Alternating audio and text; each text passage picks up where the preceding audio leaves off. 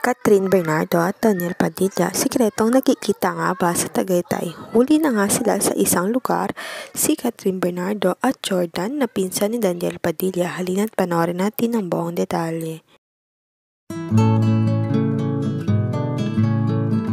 Catherine Bernardo at Daniel Padilla na paghihinala ang nagkikita ng patago sa Tagaytay.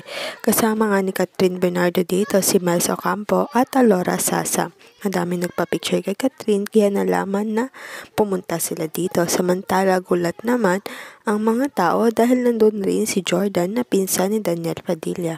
Sa parehas na oras, date at place ay nandoon si Catherine Bernardo at Jordan. Imposible namang magkita doon si Jordan at Catherine dahil wala naman silang projects together at busy rin naman si Jordan dahil sa movie niyang Rewind.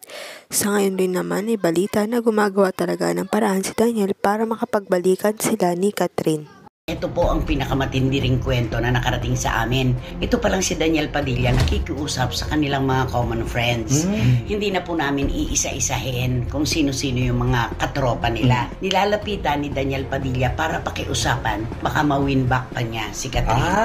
Sa palagay mo, makikialam yung mga kaibigan? Feeling ko hindi. Kasi yung paraan at dahilan ng paghihiwalay hindi maganda. Ako palagay ko, pakikinggan siya, magpapahiram sa kanya ng tenga yung mga kaibigan, pero hindi aakto o aaksyon para sa kanilang pagbabalikan.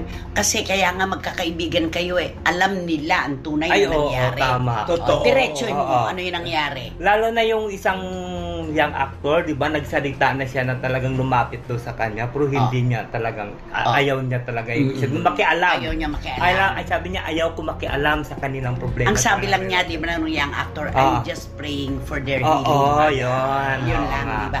At lahat ng mga kaibigan nila ni Catherine, alam ang tunay na pangyayari. Wala pong maglalakas loob na tumulong kay Daniel. At saka, dapat si Daniel ang gumawa ng paraan, ang umaksyon para makuha niyang muli ang pagmamahal, lalo na ang tiwala. Totoo. Diba? Pagtitiwala ni Catherine Bernardo. Diba? At saka alam naman natin na dyan sa circle of friends na yan, alam nila ang totoo. Pero may mga fake news na naglabasan, katulad yung kay Joshua Garcia. Sabi raw niya, pare kasi sinabihan na kita na wag mo niloloko girlfriend mo.